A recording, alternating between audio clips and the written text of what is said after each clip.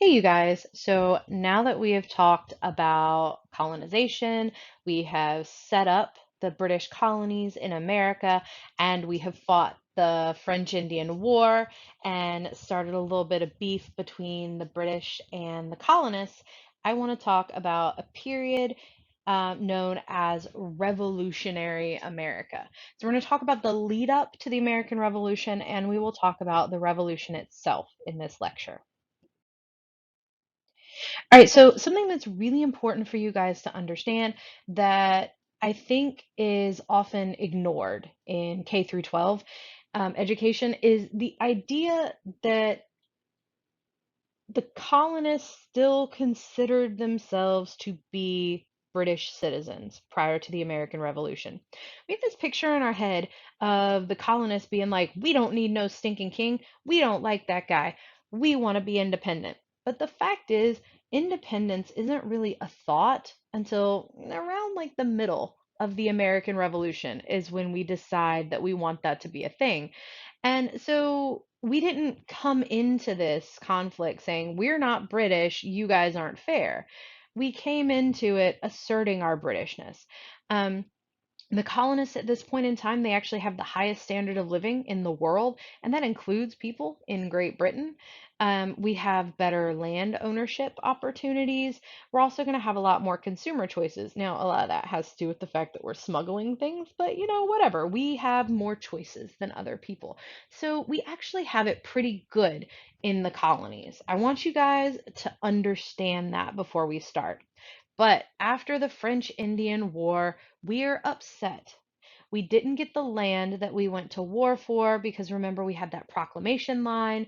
And so we couldn't go west of Appalachia, even though we wanted that land. And that was why we were fighting the French Indian War, right? So we're upset about that. We didn't like the way the British Redcoats fought during the French Indian War. And so tensions are high. We are upset. And something that you're going to see all throughout history is anytime we are upset and we can't really direct it at the people that we're upset at, we tend to just fight other people. We tend to just get angry at other people. So, like, if you have ever had a really bad day at school or a really bad day at work, and you've come home and yelled at your parents or yelled at your kids, um, you can't really yell at your boss, right? You can't really yell at your professor. And plus I'm wonderful. Like you wouldn't want to yell at me anyways. But like let's just say I was being a jerk. You can't yell at me. Even if I'm a jerk, like I'm responsible for your grade. You can't just come and yell at me. You can yell at other people though. Like you can go home and yell at your cat, but you can't yell at me. And so you tend to take your aggression out or your frustration out on other people. And that's kind of what we do after the French Indian War. We're going to see a couple of rebellions where people living along the frontier, people who are poorer, people who are not getting good representation in the kind of coastal areas where the government is, they're going to start fighting back and they'll fight back first against the local government rather than the British. So, for example, we've got the Paxton Boys Rebellion. These guys, it happens in 1764. So, remember, the proclamation line was 1763. We're talking like right after the war. There's a rebellion of some guys in Pennsylvania. They are Scots Irish dissenters. Um, Basically means they're from Scotland, from Ireland. They're immigrants who have come in, and usually immigrants don't have a whole lot of money. Normally, if you're going to pick up and leave your entire life and move somewhere else, like things aren't going that great for you. So these guys aren't the rich guys. They're the people that a lot of the time would come over as indentured servants and things like that. So they are going to fight against the Quaker government in Pennsylvania, who are very lenient in their Indian policy. Because remember, the Quakers are pacifists. The Quakers don't like um, confrontation, conflict. They don't fight. And so they're kind of lenient in their Indian policy. And the Scots Irish dissenters um, think that that the government should be protecting them from Indian attacks better. Um, Another one that's going to happen, so that's happening in Pennsylvania. So that's kind of in the north. You've also got the regulator movement happening in the south, in the Carolinas. Um, Poor farmers weren't being represented in the assembly, and so they're actually going to start protesting. Well, so usually these poor farmers are going to live, like I said, out on the frontier. They're going to live kind of farther away from the richer people. They're going to live in the land that is the most unsettled. It's closest to the wilderness. It's closest to where Native Americans are living.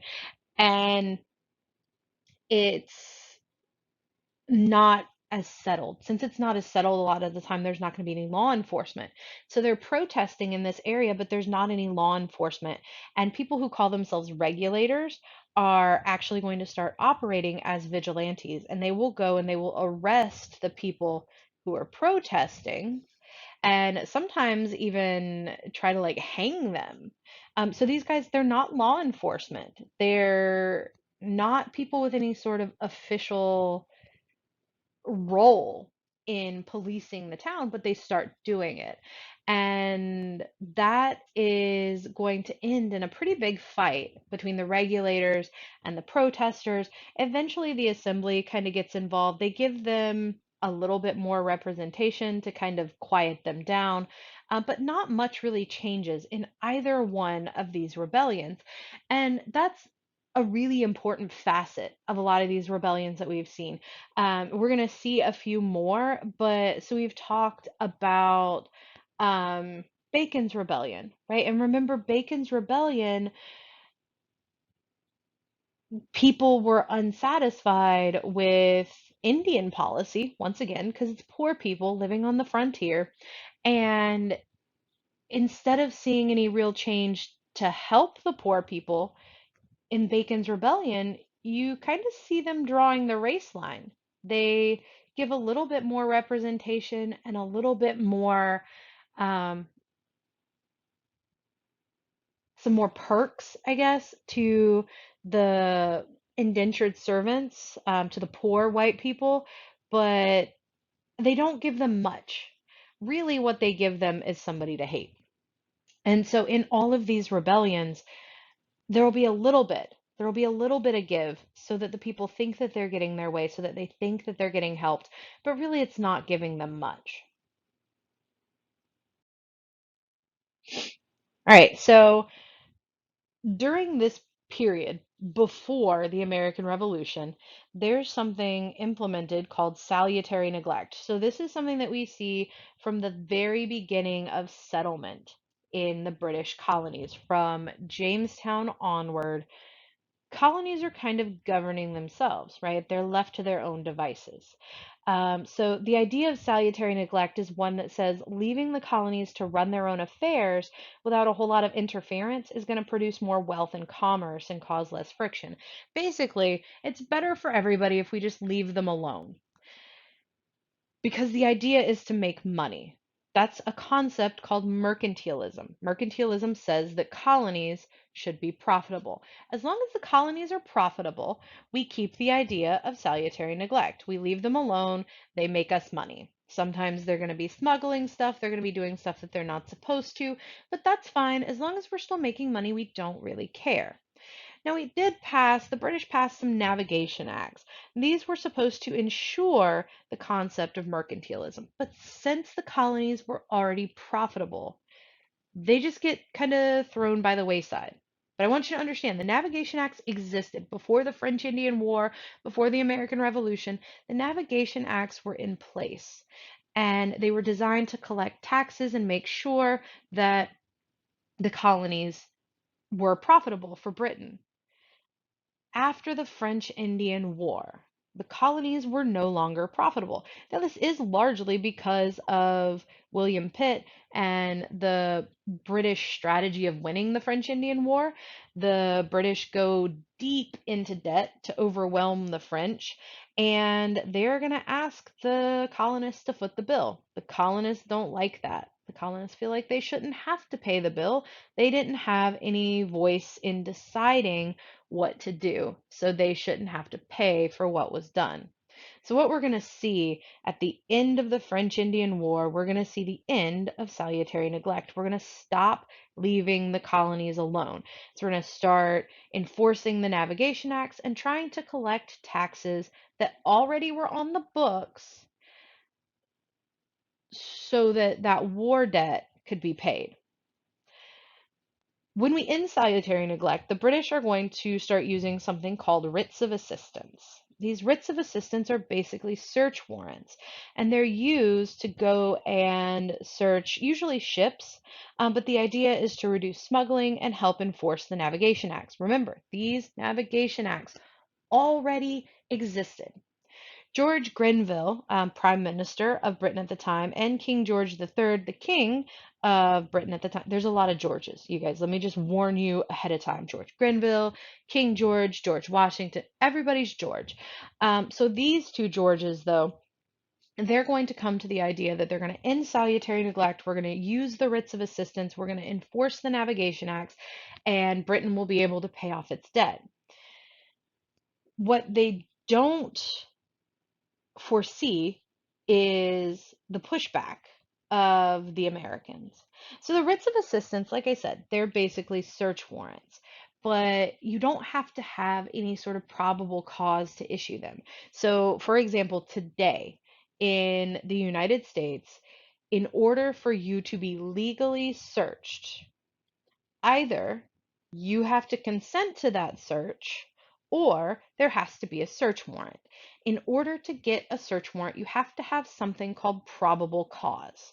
Probable cause is a reason to justify searching somebody, right? You have to have some sort of evidence that says there's a reason to search a person, their car, their house. There are a couple of instances where this doesn't exist. Like if you can clearly hear somebody shouting help from the trunk of a car, then the police have the right to go in and search the trunk. But generally, you have to either consent to be searched or there has to be a search warrant. And to get a search warrant, you have to go through proper channels and there has to be a reason. These writs of assistance, you don't have to have a reason for them. And the people in the colonies are going to have a problem with this because they're smuggling things, you guys. They have something to hide. They don't like it. And so James Otis is going to come out with what ends up being the rallying cry for the American Revolution. He says, no taxation without representation. So around that time, we're going to see the passage of the Sugar Acts. The Sugar Acts are the first acts that are passed by Britain to specifically raise revenue for the crown in the British colonies in America. The purpose of these Sugar Acts is to regulate illegal trade by collecting duties, taxes that the colonies hadn't been paying. And so the Sugar Acts, they're making the colonists actually buy their sugar from Britain, like they're supposed to, and they're having to pay taxes and tariffs and things like that on it. Um, it's going to tax sugar and all of its byproducts. So, I am now going to make a very convincing argument to all of you about why rum is essentially the cause of the American Revolution. Okay. So I don't know if you guys know this. Sugar, it comes from sugar cane. And when you produce sugar, it also produces a byproduct. That byproduct is molasses. I don't know if any of you guys have ever had molasses. It's it's kind of like a really, really sweet, really thick, syrupy sort of consistency. Um, they actually make molasses candy. My dad used to eat it on his pancakes, but I don't know about all that. Um, most people don't really eat molasses, though. Its biggest use is that you can turn molasses into rum. And so rum is so popular in the colonies that a lot of the time it's actually used as a form of currency. So rum is literally money for a lot of people. Well, we were getting for a really long time our sugar from places like France. Now, we weren't supposed to, we were smuggling it, but France would sell us sugar, and then they would also sell us molasses, which is a fairly useless byproduct, but one that you can't help but make when you produce sugar. So they'd sell it to us on the cheap, and then we would take that molasses, we would make it into rum.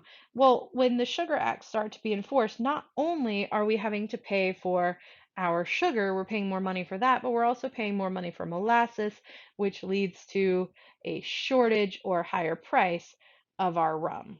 So, this, though, the Sugar Acts, this is going to start us along the road to rebellion, the road to the beginning of the revolution. So, in a way, rum helps cause the American Revolution. If you take nothing else from this class, just remember that.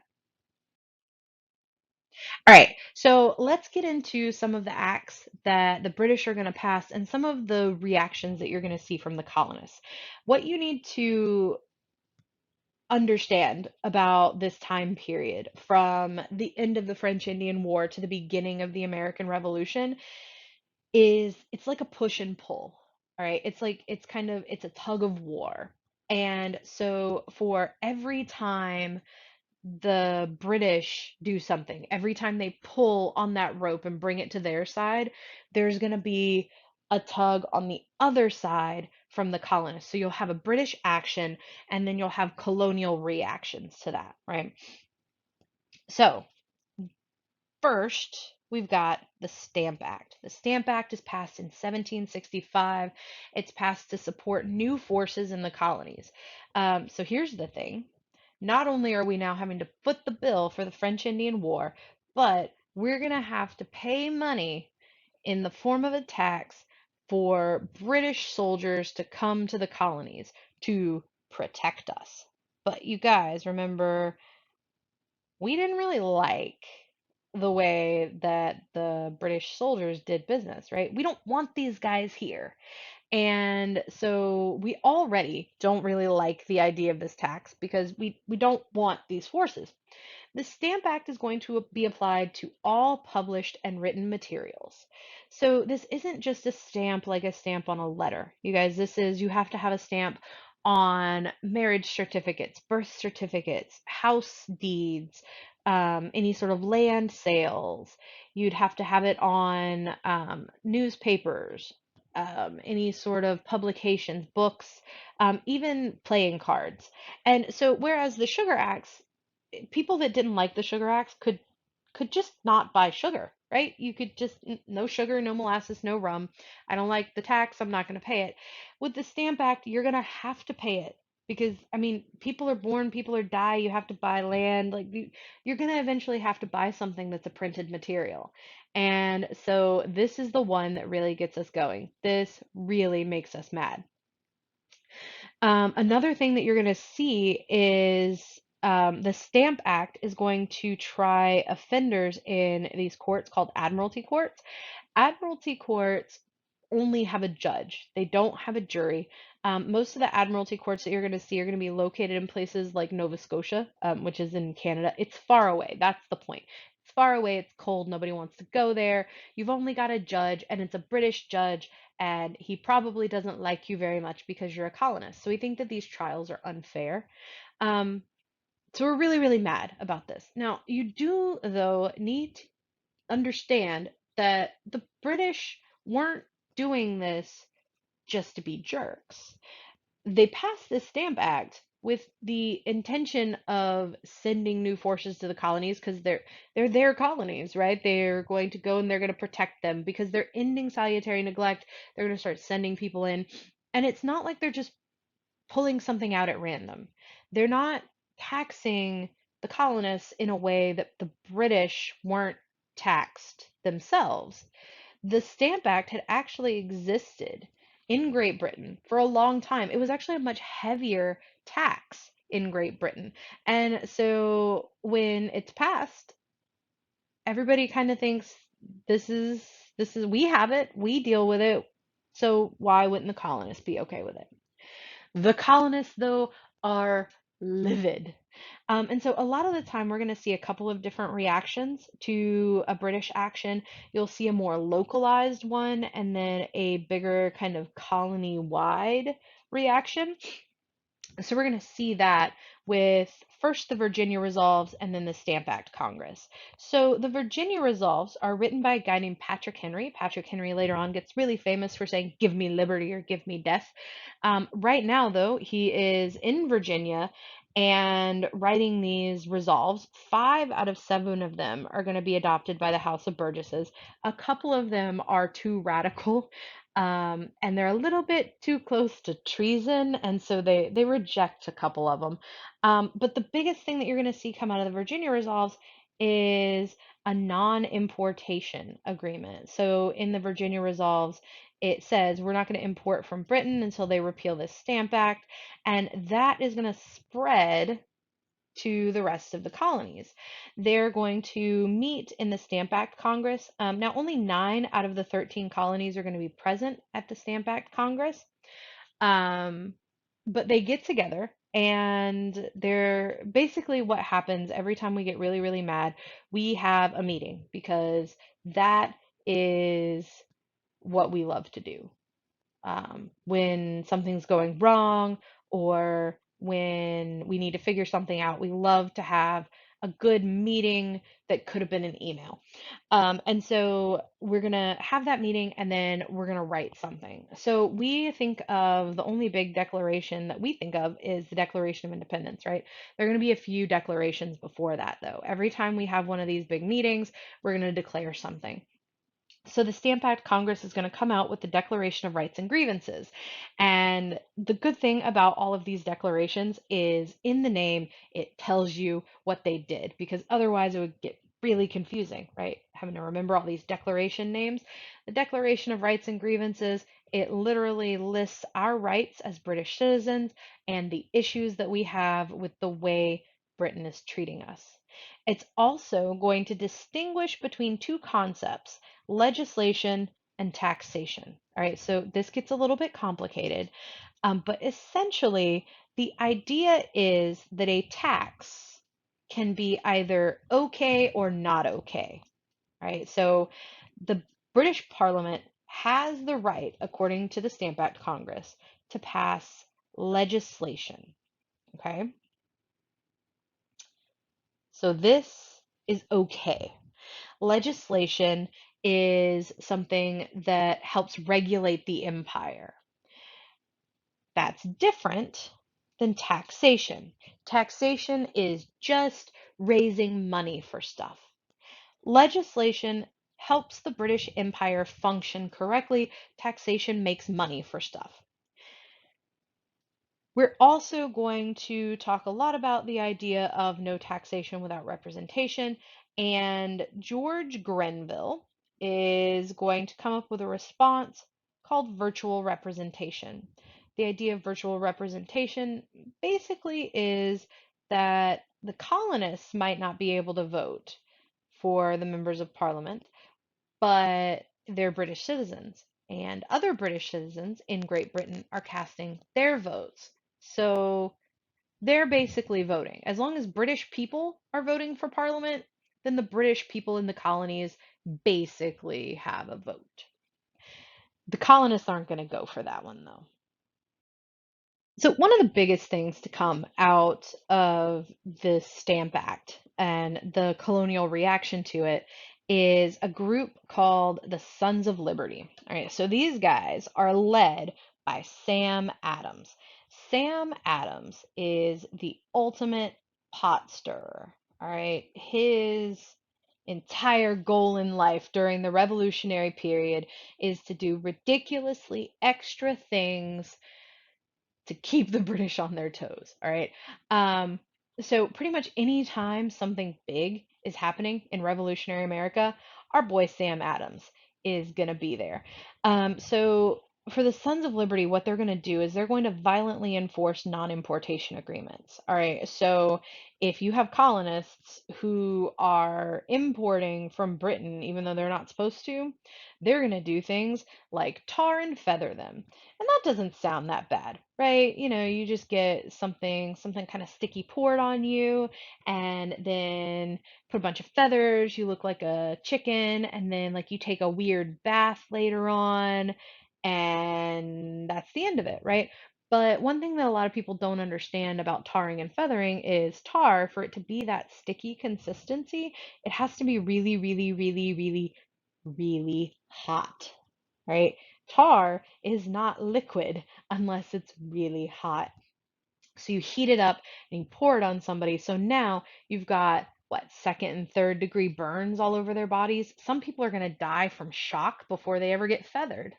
And then people who survive tarring and feathering have these burns that at the time we didn't really know how to treat. A lot of people are going to die from things like infection. So being tarred and feathered is nothing to joke about. All right. It is terrible. They're also going to do things like hang the Stamp Act agents in effigy. So in effigy is basically hanging a dummy. And so you make a dummy that looks like the Stamp Act agent. You hang him, you maybe light him on fire. And it doesn't sound that scary, but it's kind of like a you're next sort of thing. And by the end of this, the Sons of Liberty force all of the Stamp Act agents to resign. All right, so let's move on to our next British action. Ultimately, after the Stamp Act agents resign, the Stamp Act ends up being repealed. It's going to be repealed, and there's actually going to be an act passed by Parliament at the same time called the Declaratory Act. And it says in that act, it doesn't matter whether it's legislation or taxation, Britain has the right to pass whatever they want over its colonies. But at the same time, they're going to pass the Townshend Acts. And the Townshend Acts are legislation. They are supposed to be the kind of tax that was okay. Remember, legislation is okay, taxation is not. So the Townshend Acts place a small import duty on things like glass, lead, paper, stuff like that. Right? So when you import one of these things, you have to pay a low-bade tax, and it would pay the salary of royal officials. It's also going to establish a commission and vice admiralty courts and use writs of assistance to make all of this happen. Here's the problem that people are going to have with this, you guys. The Townshend Acts, even though they look like legislation, they sound a little bit like taxation to the colonists. And so people are going to start to wonder a little bit. And a guy named John Dickinson is going to write some letters called Letters from a Farmer in Pennsylvania. We're actually going to look at an excerpt from those letters in just a second. But essentially, what he's going to say in Letters from a Farmer is that the Townshend Acts aren't actually legislation. They are taxation that's dressed up in a little Halloween costume to look like legislation and fool the colonists. That idea is going to get bigger, and we're going to end up producing the Massachusetts Circular Letter. It's going to be written by Sam Adams, our pot stirrer, and James Otis, no taxation without representation guy. And the Massachusetts Circular Letter is going to argue that the Townshend Acts are unconstitutional because we don't have any representation in Parliament, and that we can't practically be represented in Parliament. All right, so let's talk real quick about the letters from a farmer, just to kind of show you what's being said, what's going on. Um, he says, there's a late act of Parliament which seems to me to be destructive to the liberty of these colonies. All right, so this act is terrible for us. It's messing with our freedom. This is the act for granting duties on paper, glass, etc. It appears to me to be unconstitutional. All right, so he says here the Parliament unquestionably possesses a legal authority to regulate the trade of Great Britain and all its colonies. So he's talking about regulation of trade. All right, so this is, he says, legislation. is cool. All right. They have the right to do that. All before calculated to preserve or promote a mutually beneficial intercourse between the several constituent parts of the empire. And though many of them imposed duties on trade, yet those duties were always imposed with design to restrain the commerce of one part that was injurious to another and thus promote the general welfare. All right. So he says, any time that we've had to pay these duties before, it's been because we've got to make sure that everything's running smoothly, right? He says that we may be legally bound to pay any general duties on these commodities relative to the regulation of trade is granted, but we being obliged by her laws to take them from Great Britain any special duties imposed on their exportation to us only, with the intention to raise a revenue from us only, are as much taxes upon us as those imposed by the Stamp Act. It is nothing but the addition of a former book with a new title page, and will be attended with the very same consequences to American liberty. All right, so his example here is great for a college student. Um, College students have to buy their own textbooks, right? So I'm going to tell you guys a story, all right? Story time. So when I was doing my undergrad, right, I had to take, if you're a history major, you have to take a couple of years of a foreign language. So I took Spanish. So I went to the bookstore so I could purchase my textbooks, and the Spanish textbooks are really, really expensive. We had to do these labs. You had to have a special little like code so that you could get into the labs online. It was a big part of your grade. It was a whole thing, right? So I go and I'm gonna buy my Spanish book. And now textbooks are expensive. All right, you could pay like $100, $150 for one of your textbooks. But this book was muy expensive. That's the only Spanish I remember, you guys. So this Spanish book, it was so expensive. It was like, I think it was like $350.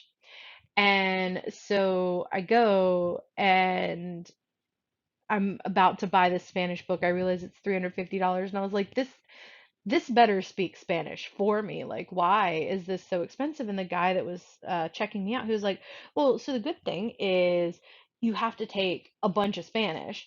And so you purchase this book, you only have to buy it once. It's for all four of your Spanish classes that you have to take. And I was like, okay, I can get behind that. Because I mean, if I was paying $100 per textbook and I had to take four classes, and math is hard, but I'm pretty sure that's $400. That's more than 350. Okay, cool. I'm saving money in the long run. So I justified this to myself so that I would be okay with buying this book.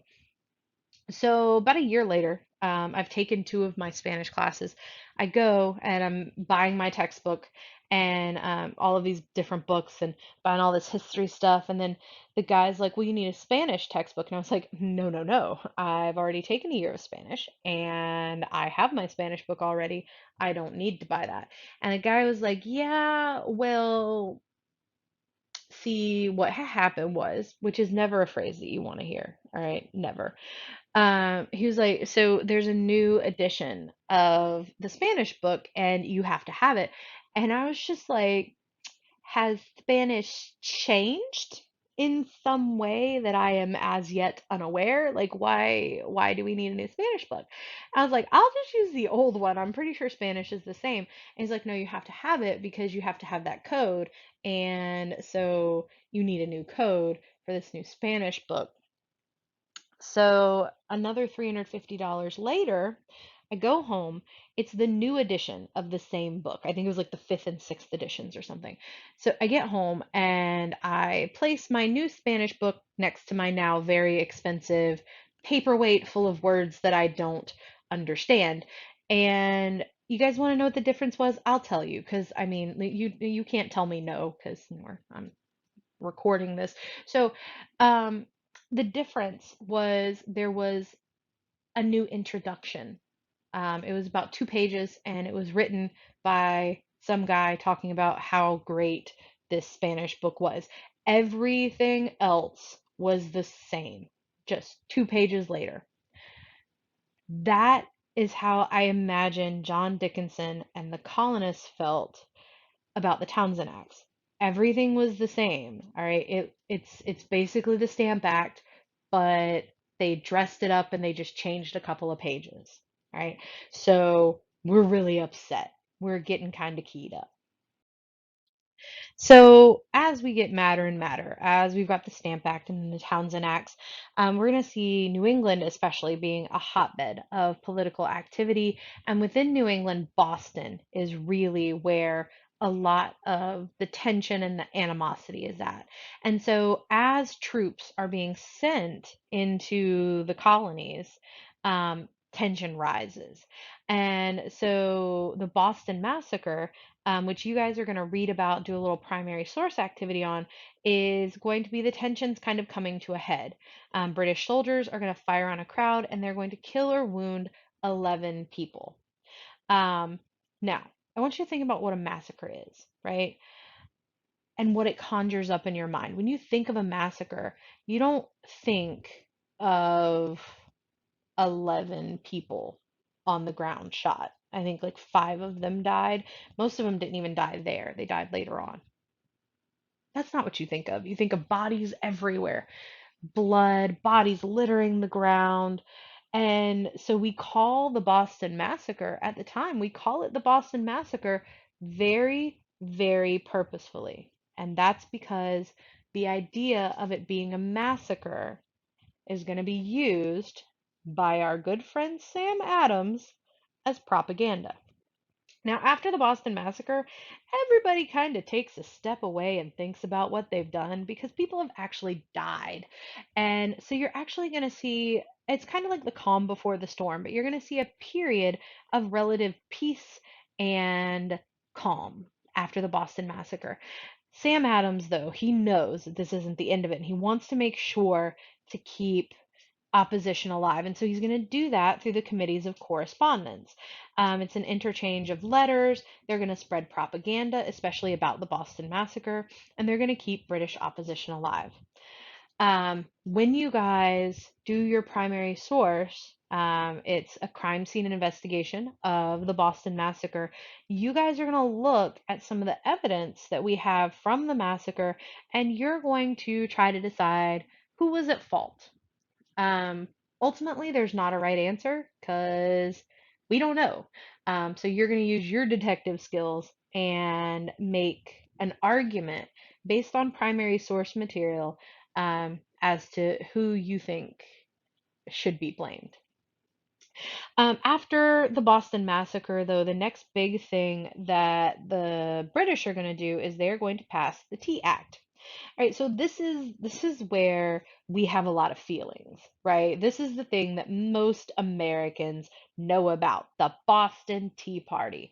We know about the Boston Tea Party. We know that the British were taxing us on tea to the breaking point, and all we wanted was to drink our tea with our pinkies in the air and come up at some point with sweet tea. That's not till way later, but that's all we wanted to do, right? And the British were keeping us from doing that. They were charging such high prices, they were gouging us. That's what we think of. When we think of the American Revolution, we tend to think of the Boston Tea Party. Here's the thing, though, guys. The Tea Act is going to grant a company called the British East India Company a monopoly on tea. The reason for that is because India was a British colony as well. Um, and this company was important to the functionality of the British colony of India. And so they grant them a monopoly on tea so that you have mutually beneficial intercourse between the colonies. You guys remember that sentence from Letters from a Farmer in Pennsylvania? This Tea Act is quite literally the definition of legislation. It is also going to make the price of tea drop. Everybody really wins in the Tea Act, you guys. India benefits because the British East India Company doesn't go bankrupt. Britain benefits because the British East India Company doesn't go bankrupt. And the Americans have cheaper tea.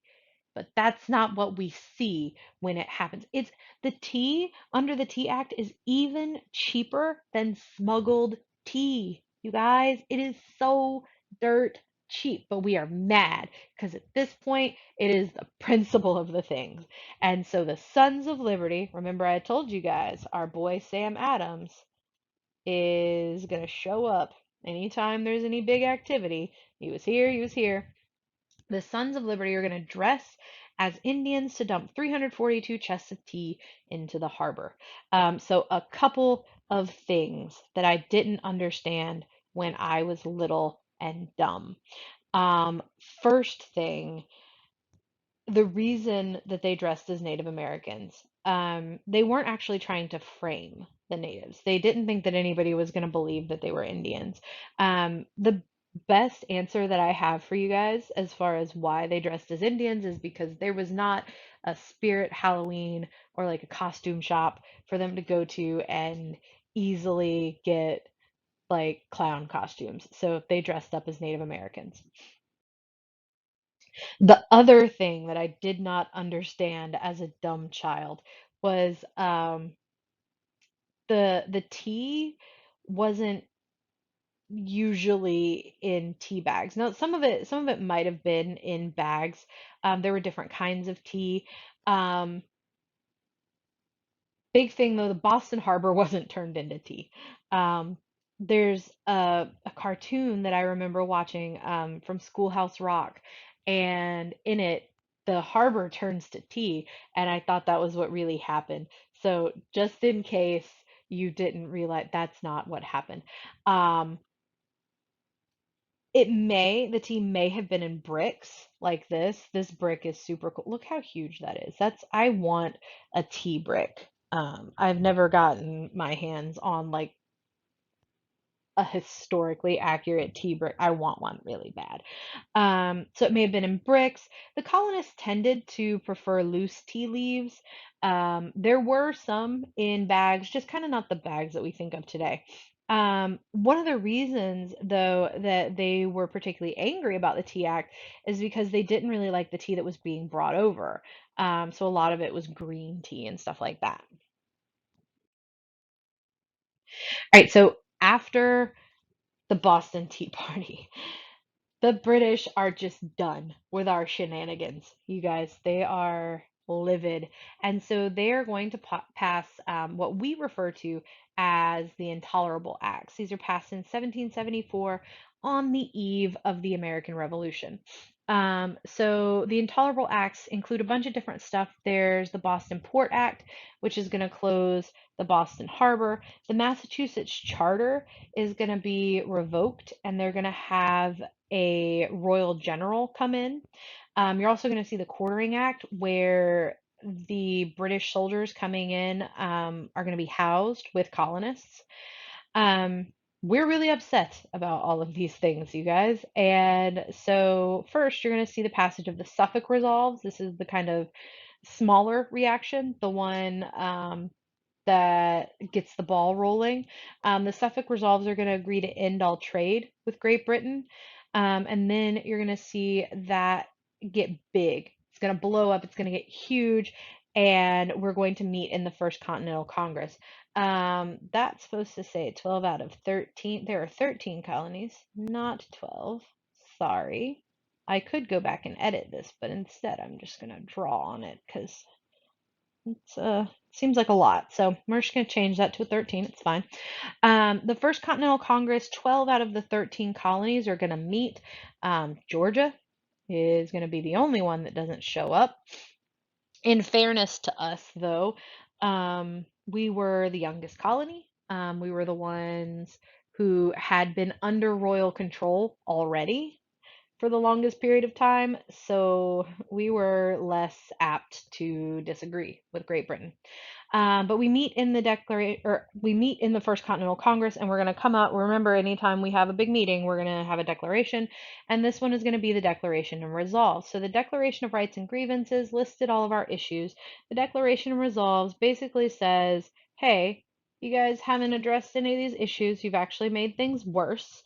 So we resolve that if you don't fix it, we're going to take matters into our own hands. All right, so this is kind of the middle step. What you're going to see is each of these declarations is going to be kind of a stair step to the Declaration of Independence. And everything, it just kind of escalates. First, we're making a list of the things that we don't like. Then we're like, hey, if you guys don't quit, we gonna fight. And then we'll see with the Second Continental Congress, we actually start fighting, and then we declare independence. The first fighting that we're going to see before the actual American Revolution starts, we're gonna call this the shot heard round the world. Is a fight at Lexington and Concord. What ends up happening, there's this dude, his name is General Gage. General Gage comes out of this. He comes out of the Massachusetts Charter being revoked. Um, when we revoke the charter, the British are gonna send in a military governor, General Gage. And so he is going to try to do a couple things when he first comes and takes over. He wants to kind of put down this rebellion, the Sons of Liberty. And so he's going to send some troops to Lexington and Concord. And the idea is to arrest two of the major um, pot stirrers, Sam Adams and a guy named John Hancock, who's later going to be really famous for signing the Declaration of Independence, super big. So he's going to arrest some of the rebels. The other big thing, though, you guys, is he wants to confiscate gunpowder. Okay. Later on, we are going to, in the Bill of Rights, see the right to bear arms being included. This is one of the reasons for it. If you've ever heard the idea that the first thing a tyrannical government is going to do is come take your guns, it comes from Lexington and Concord because the first thing that General Gage did was try to go and seize gunpowder so that the rebels didn't have the ability to shoot their guns, so that they didn't have the ability to fight off the British, right? So this is where we really see the end of the road to revolution and the beginning of the American Revolution. All right, so we got to have another meeting, right? And now that some shots have been fired, all 13 colonies are going to show up to this meeting. But it is really important for you to understand we are still not interested in independence. What we want instead is a redress of colonial grievances. We want Britain to listen to us. And we figure that the only way they're going to listen, because we've already asked them a bunch of times, the only way they're going to listen is if we fight. So we're going to write the Declaration of the Causes and Necessity of Taking Up Arms. Usually I like to just call this the Declaration of the Causes because it's a mouthful. So the Declaration of the Causes tells us the causes of the American Revolution. It literally lists the reasons that we are going to fight. And so the most significant act of the Second Continental Congress becomes the decision for war. They're also going to appoint George Washington to lead the Continental Army. This is a really strategic decision. George Washington is from Virginia. I told you guys the hotbed of political activity is New England. So we got to make sure that the southern colonies are on board. So the leader of our revolution is going to be a southern general. Now, you are going to see some people, though, who aren't quite ready for war in the Second Continental Congress. They want to try to avoid it at all costs, and they are going to write another letter themselves called the Olive Branch Petition. And this is going to go directly to the king, and it is going to basically say, hey, so we've been talking to Parliament. We've been making all of these declarations. We've been trying to get Parliament to stop treating us so badly. And we don't want to fight with Britain. You're our king. We're loyal to you, and we're hoping that you'll step in and make them stop being such meanie heads so that we don't have to have a war. The king ultimately is going to ignore the Olive Branch petition because he thinks that it would give, if he gives recognition to the Second Continental Congress, it would give them authority. So he ignores it, and we fight the American Revolution. So we're not going to talk about all of the battles in the American Revolution. You guys have a video that's going to talk about some of this stuff in depth. I'm not a military historian, so I like to just get the long and short of the battles. All right. I like to get the important parts from them. I don't like to look at the troop movements. That's what the video is for. Um, but we do need to talk about a few battles and some of the key things that happened at them, the things that you need to remember, the big takeaways. The first battle we need to talk about is the Battle of Bunker Hill. This battle was actually not fought on Bunker Hill, it was fought on Breed's Hill. But the big thing about this is it's the bloodiest battle of the war. Why? Because we have the Americans up at the top of the hill, and we have the British coming in the water, and they're down at the bottom of the hill. And if you have the high ground in a battle, you are most likely going to do pretty well. Because these guys, they literally have to run up a fairly steep hill and try to attack the Americans. They have to run up the hill because their guns don't shoot that far yet. Okay. And so they're lining up in these nice little lines. You see these little regiments right here.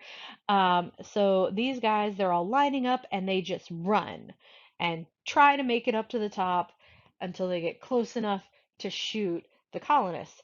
So if you've ever heard the phrase, don't shoot until you see the whites of their eyes.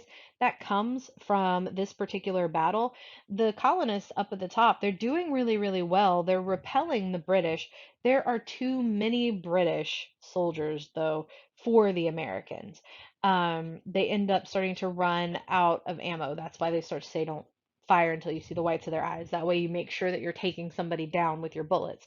Eventually, the colonists have to pull back and retreat. So it's not technically a super huge win for us, but we definitely showed the British that we meant business. All right, we did pretty well.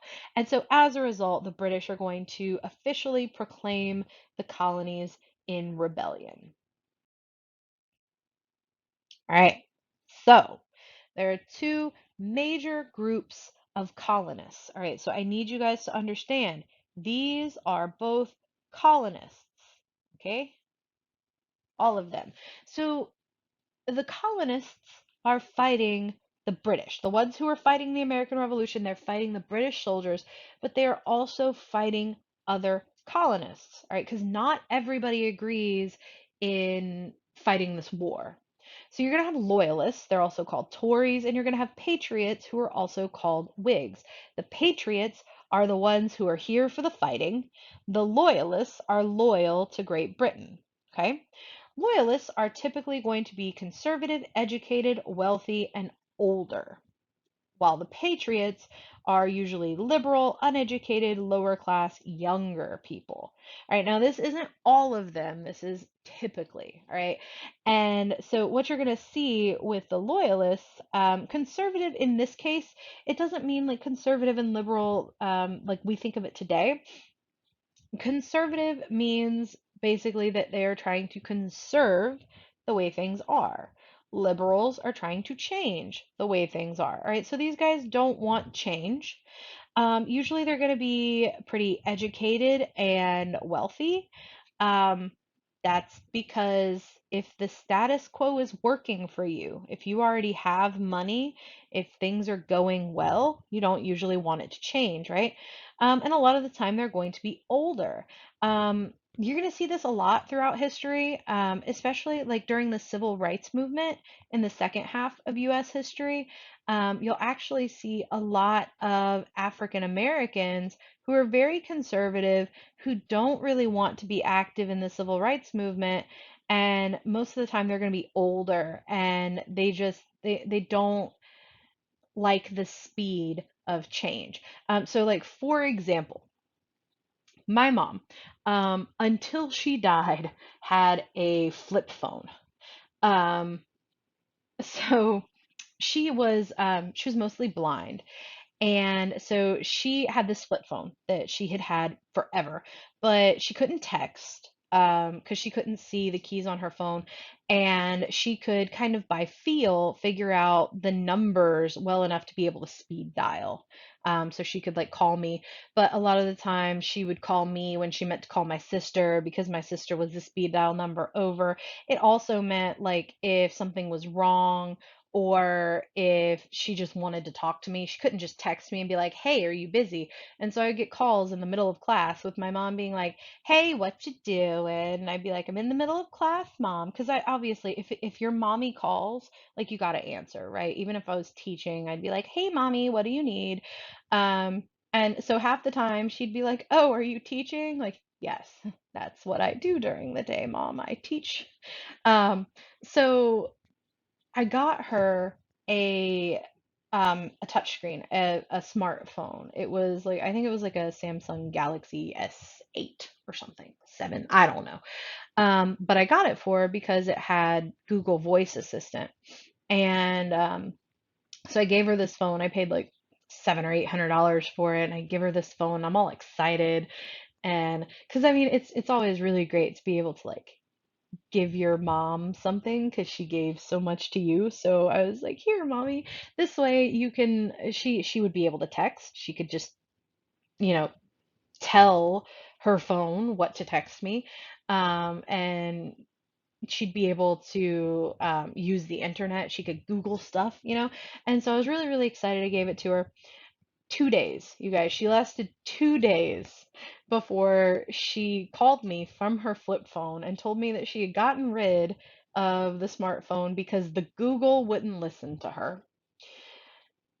That's kind of what you see with the loyalists. They like the way things were. They don't want to have to learn how to do new stuff. They don't want change to happen because change could be bad. Change is scary. And so the older generations, a lot of the time, they're not really going to like the idea of change. They're going to remain loyal to the crown. The patriots, though, they are going to be the people who are fighting later on for independence, but now who are at least fighting to change the status quo. The thing that you need to remember about these guys, though, is the Patriots are not only fighting the British, they are also fighting the Loyalists. Sometimes those people were brothers, sometimes they lived in the same house. So the American Revolution originally was intended as a rebellion. We're trying to change the status quo, like I said.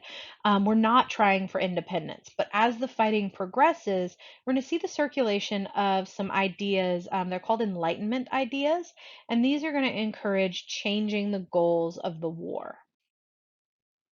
So there are three major Enlightenment thinkers that I want to touch on for just a second. Each of these guys is going to contribute some of the ideas for the revolution, for independence. So first we've got John Locke.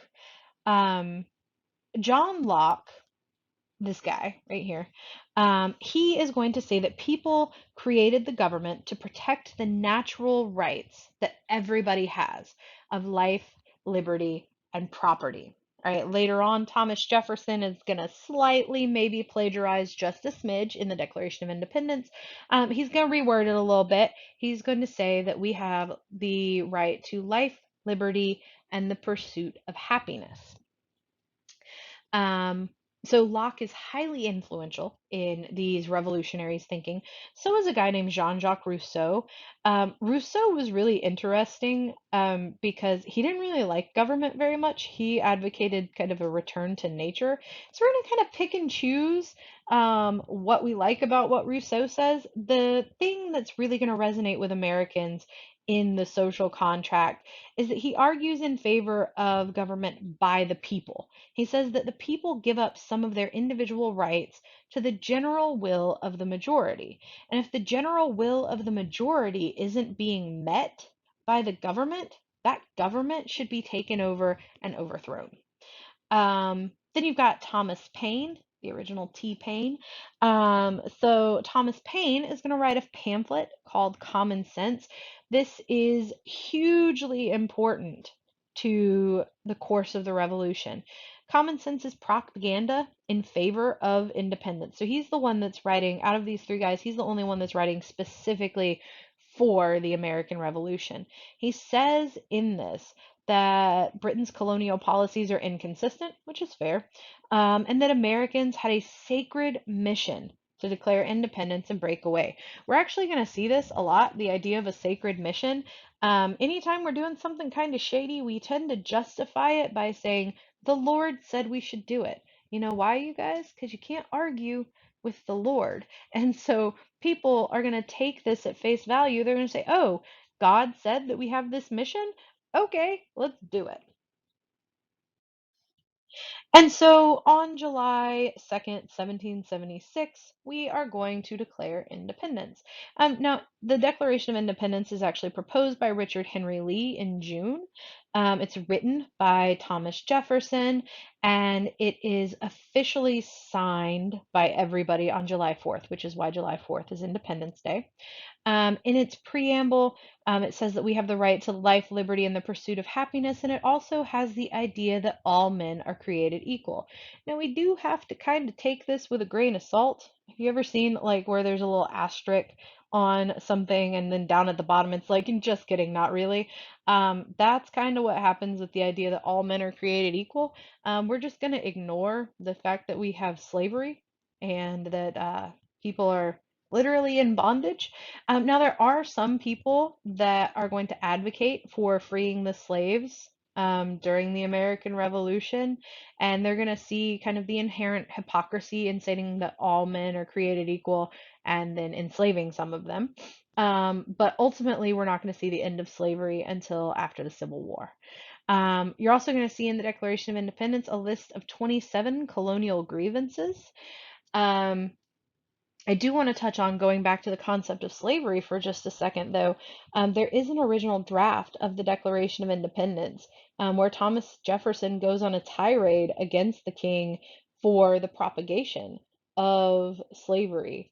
It ends up being taken out because the southern colonies wouldn't agree to it. But he does say in the original Declaration of Independence that slavery is evil and that the king brought it here, and that's one of the reasons that we're declaring independence.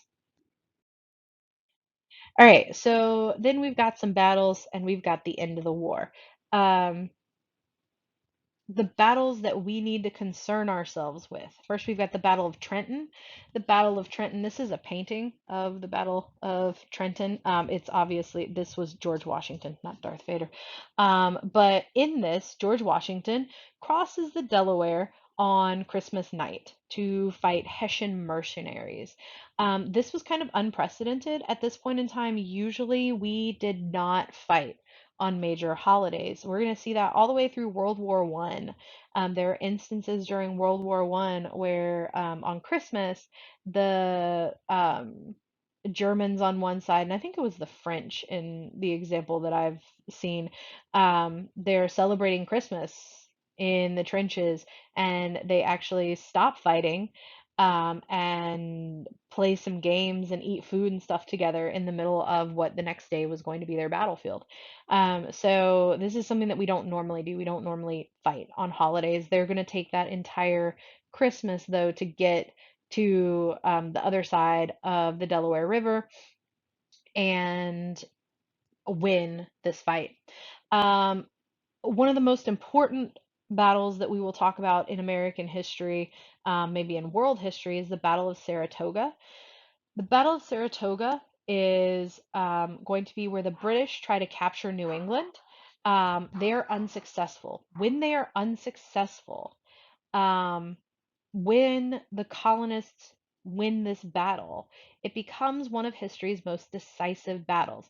Now, decisive doesn't mean that one side really, really won and one side really, really lost. It means basically that it decides the course of history. And the reason that it helps decide the course of history is this is going to inspire French aid. The French are going to help the colonists. They're going to acknowledge that the United States is a thing, and that is going to change the course of the war and therefore change the course of world history. The Americans are going to spend the winter of 1777 and 78 in Valley Forge. They're going to have very limited supplies, not a whole lot of food. It's not going to be going well. Um, We are going to need some big victories. We find that big victory at the Battle of Yorktown. The Americans end up being penned by the British, or are going to end up pinning the British, I'm sorry, on three sides. Um, the British are going to try to escape by water. This is something that they do all throughout the American Revolution. The Americans don't have anywhere else to go. They can't escape and leave because we're fighting on American soil. The British can go to other colonies or back to Britain and they can regroup. So they're trying to escape. The French are going to arrive. They're going to prevent their escape by sea. General Cornwallis surrenders and the war ends. It is going to formally end with the Treaty of Paris in 1783. And that Treaty of Paris is going to formally recognize U.S. independence. So next time, we are going to be talking about the Articles of Confederation, which are actually in place during the American Revolution. It's kind of it's the first Constitution of the United States. It's like the prequel to the Constitution. And then we'll talk about the ratification of the Constitution as well. See you guys then.